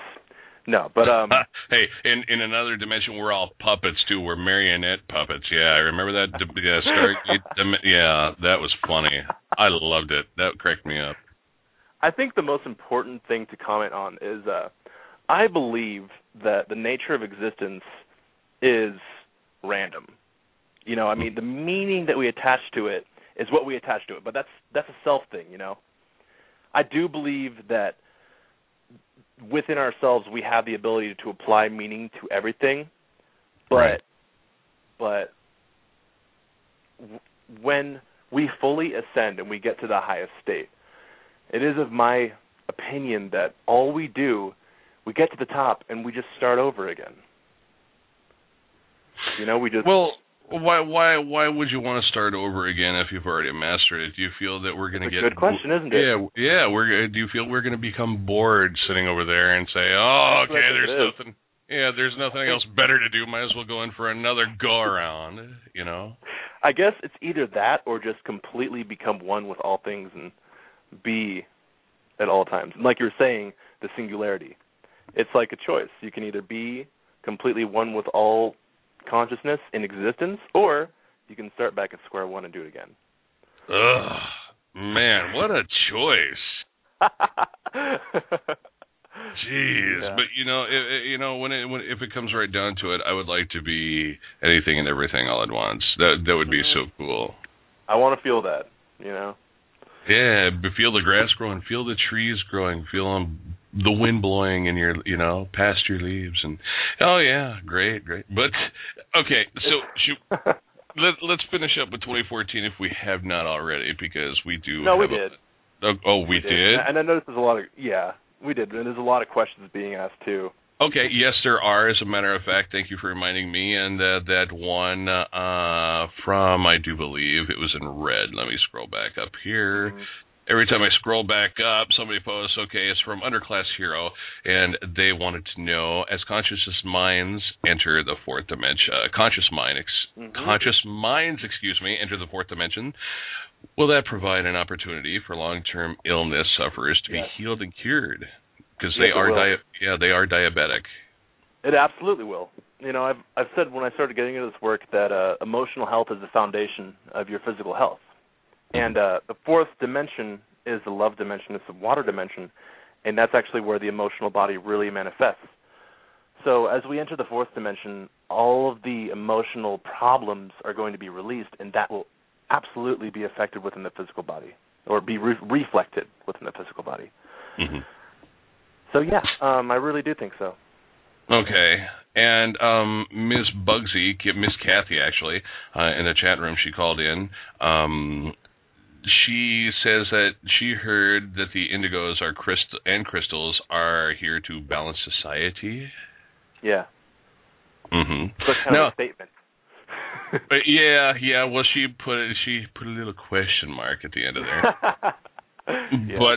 But how about, what would you say about the older guard, such as myself, those who are 20 to 40 years older who are doing this?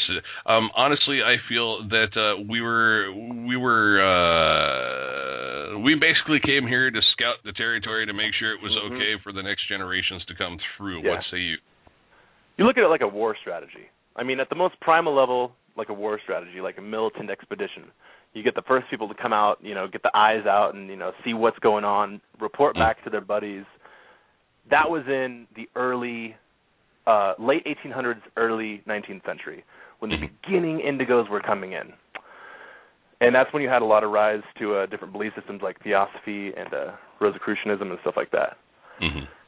And then you get, around the time of the 60s, you get the real system-changing indigos coming in, like during the hippie revolution.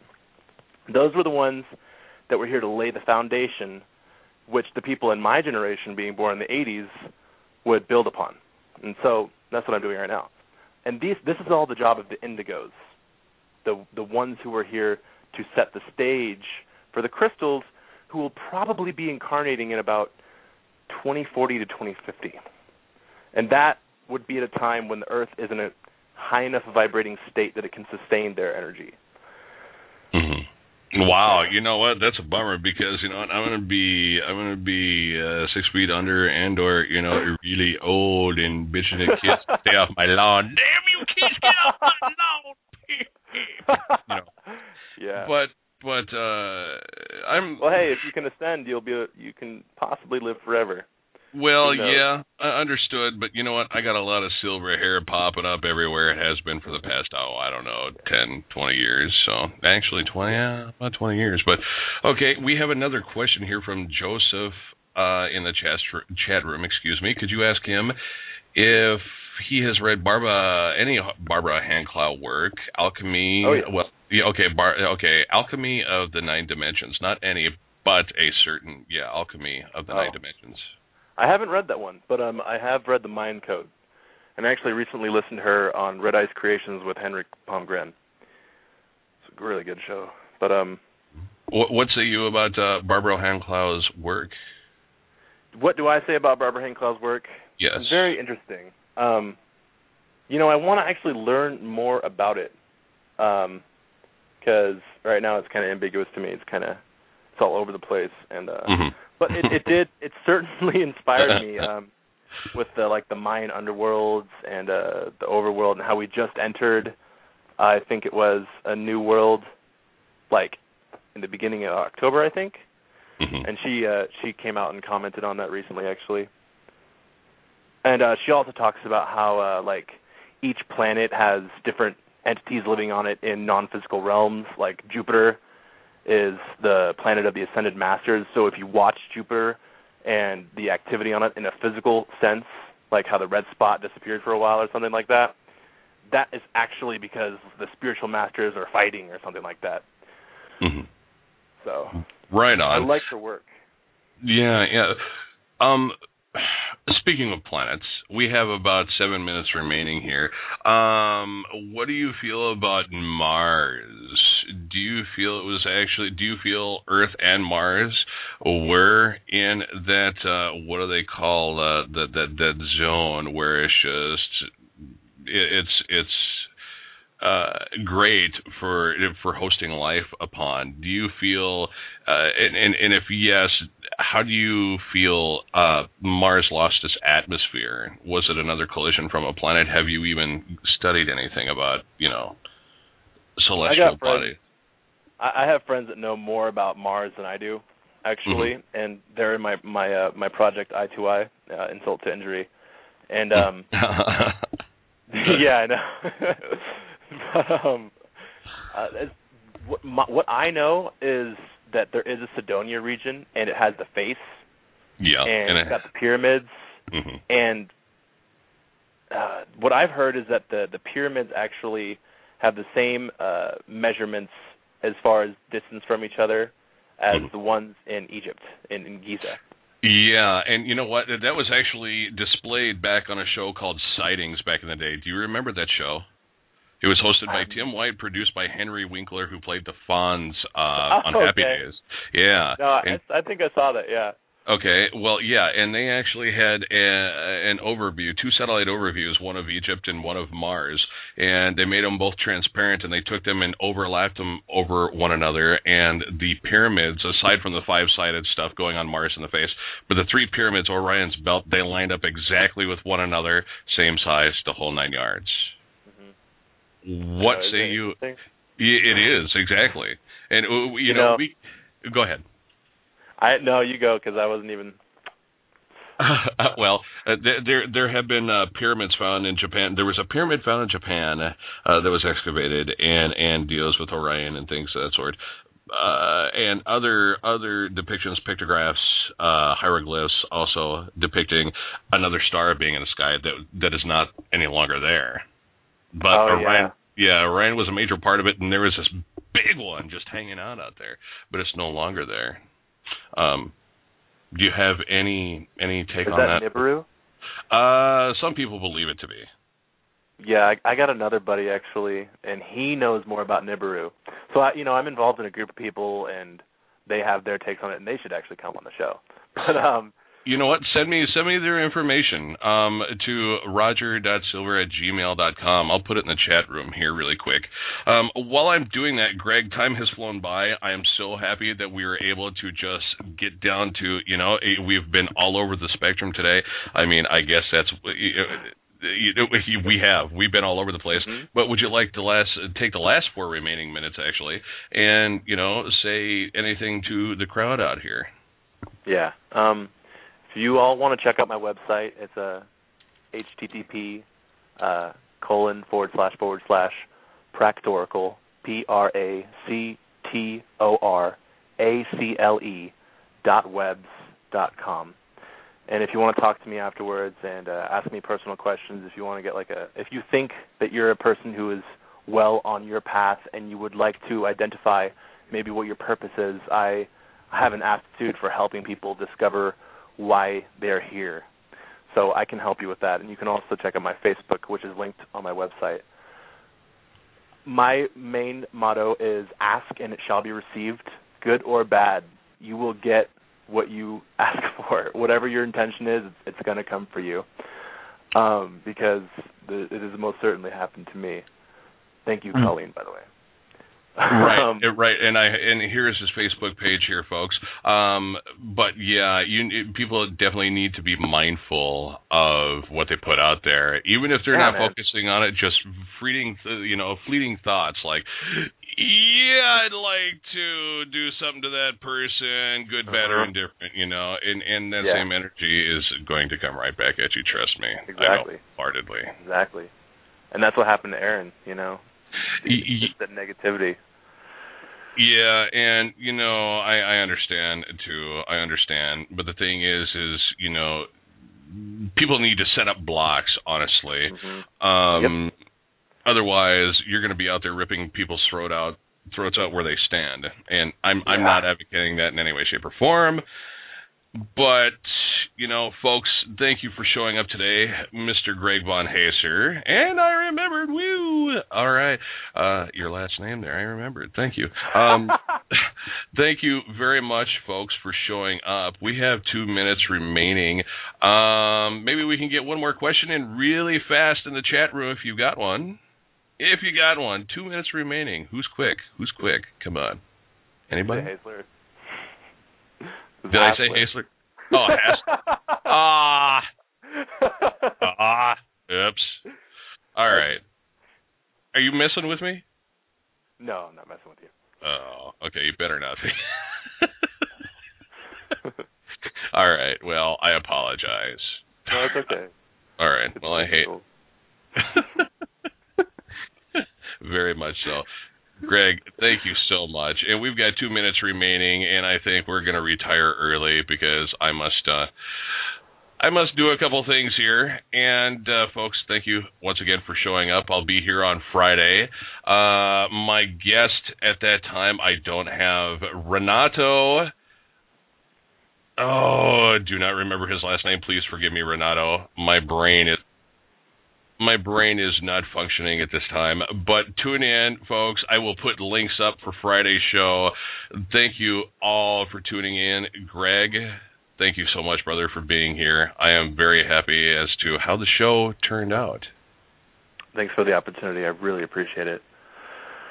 Right on. Thank you, buddy. And I guess we will talk at you later. And I would like to have you back on the show. Let me know when you have new insights and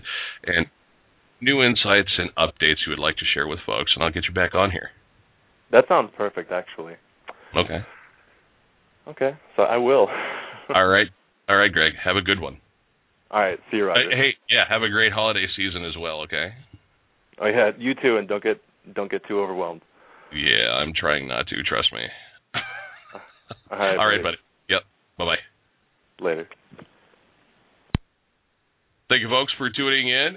This is Roger Silver signing out. We'll see you Friday, same time, same channel. I love you all. Thank you all for hanging out in the chat room with me today.